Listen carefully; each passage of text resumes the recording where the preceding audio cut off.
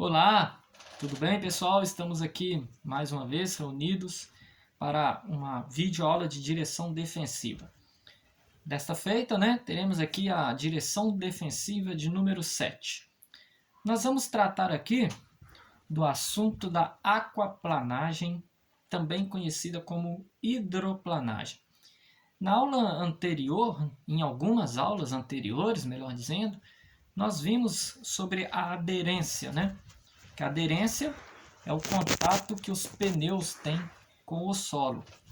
E nós vimos vários fatores que podem fazer com que um veículo perca a aderência ou simplesmente tenha uma diminuição da aderência, Nesse caso aqui, a aquaplanagem ou a hidroplanagem vai estar se tratando do que? Do pavimento, do asfalto molhado, tempo chuvoso, por assim dizer, Aquele espelho d'água que fica no asfalto, ele pode fazer com que o veículo perca a aderência, perca os contatos do pneu com o solo, justamente por causa dessa fina camada de água que fica entre o pneu e o pavimento, ok?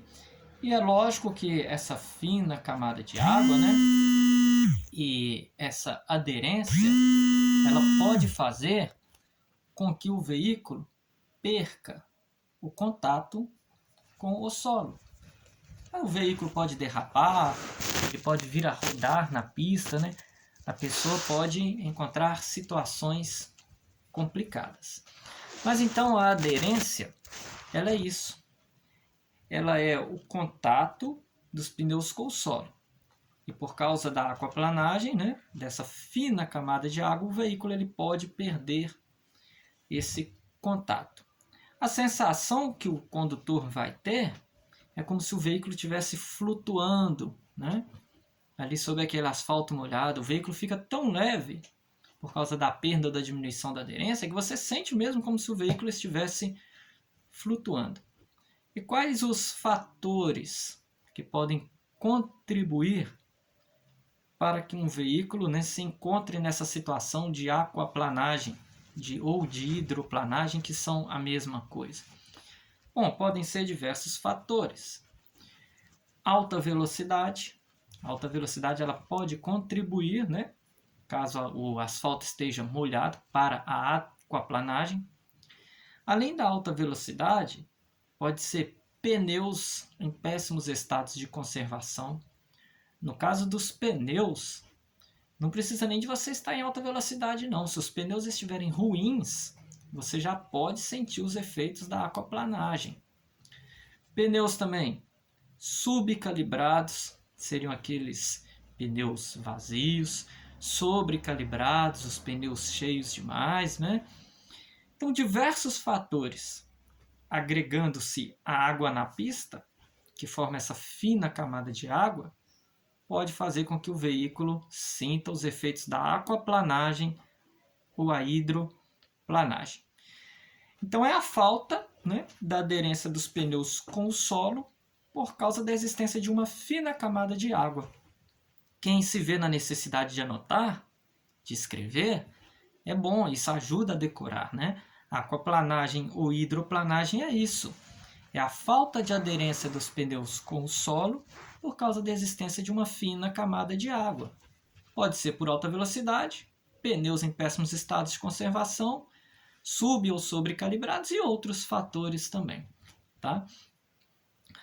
Mas como que o motorista, aquele que ainda tem pouca noção, pouca experiência, como que ele faz para perceber que o veículo dele está sob os efeitos da aquaplanagem?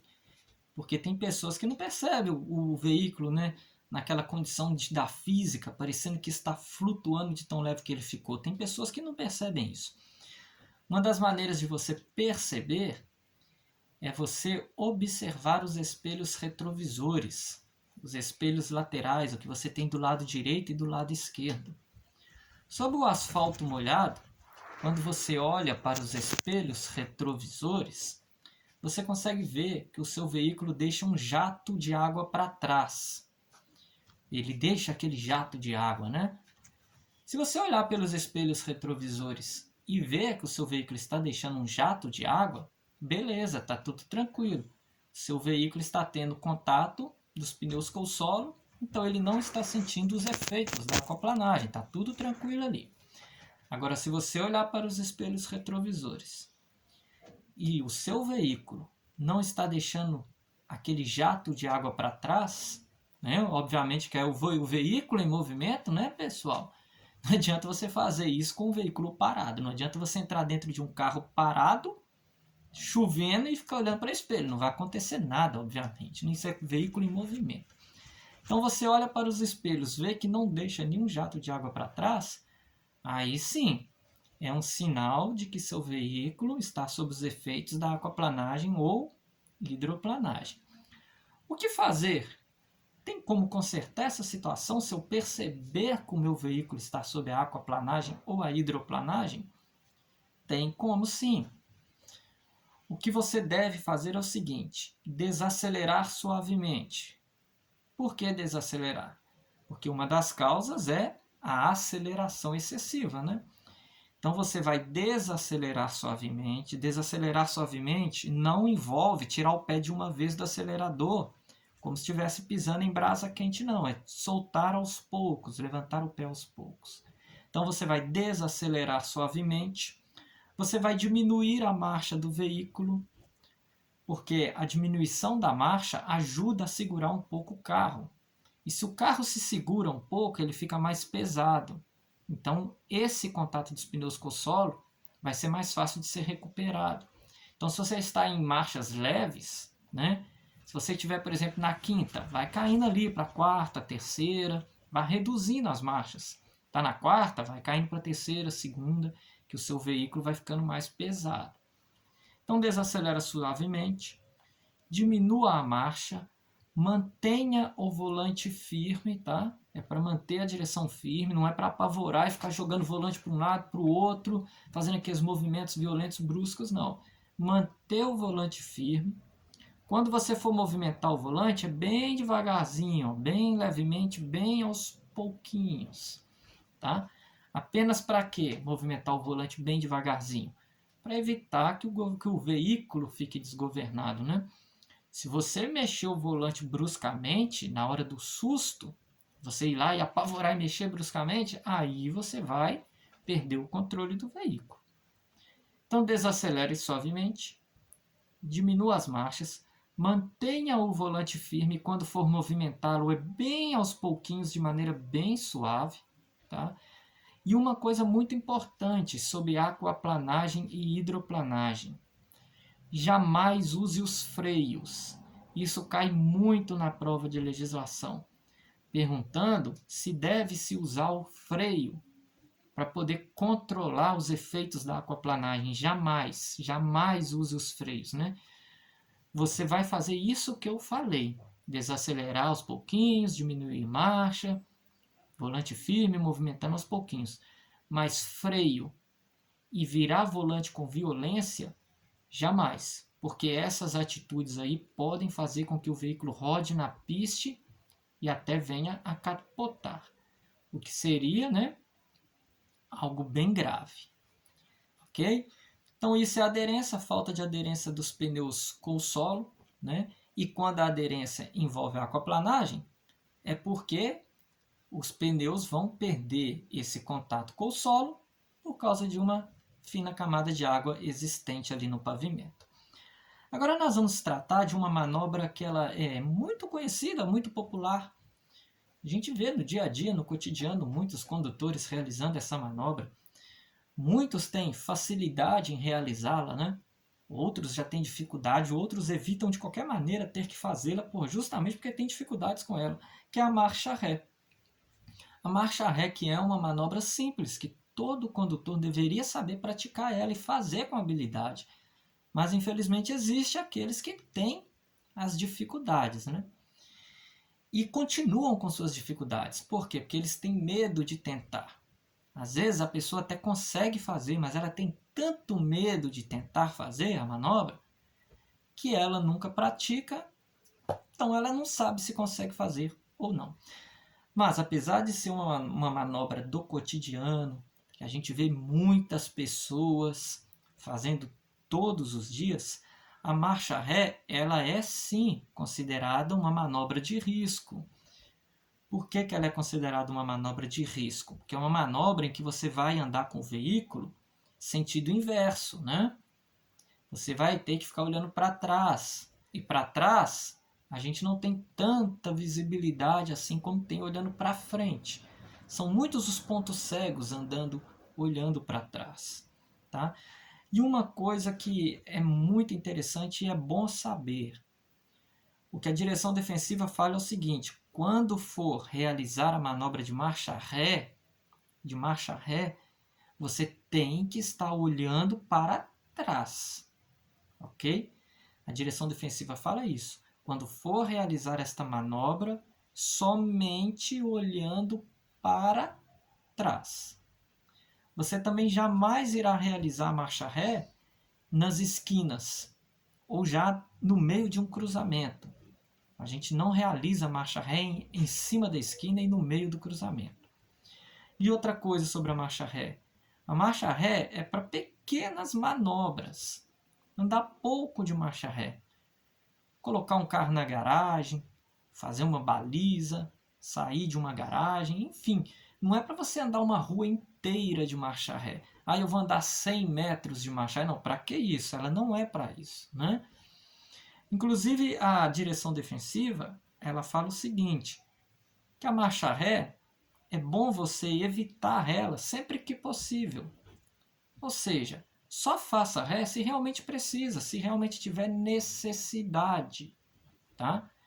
Verifique se você não está em uma esquina, se você não está no meio do cruzamento antes de realizar essa manobra também, que se tiver não faça. E olhe sempre para trás. Aqui em Minas Gerais, né, eu posso dizer por Minas, eu não posso dizer pelos outros estados do Brasil, porque isso é uma coisa muito pessoal que vai de cada Detran, de cada Ciretran. Aqui em Minas Gerais, no exame de direção da categoria B, o aluno, quando ele for fazer a marcha ré, né, a instrução é o seguinte, é que ele olhe para trás. Não pode nem olhar os espelhos retrovisores não, porque se olhar os espelhos retrovisores, já vai estar em desacordo com o que é pedido no dia do exame. Você pode ser reprovado. Então aqui faça-se o seguinte, ó, em Minas Gerais a instrução é a seguinte, você está aqui segurando o volante, ó, você foi lá e engrenou a marcha ré. Vai fazer a manobra, você vai ter que olhar para o para-brisa traseiro, para o vidro de trás assim, ó, na hora que for andar. É assim que você vai olhar. Você não vai fazer igual motoristas que já têm habilitação, que chega e vai fazendo a ré e vai olhando o retrovisor. Ó. Para um lado, para o outro, aí dá uma olhadinha no de dentro, de cá. Não. Aqui em Minas Gerais, para você ser aprovado no exame de direção, olhando para trás. Ó. Obviamente que quando vocês estiverem em suas aulas práticas, né, lá na rua, o seu instrutor ele vai te explicar isso. Ele vai te explicar, vai te ensinar a fazer essa manobra e você, obviamente, vai estar sempre olhando para trás. Ok? Então é isso aí, pessoal.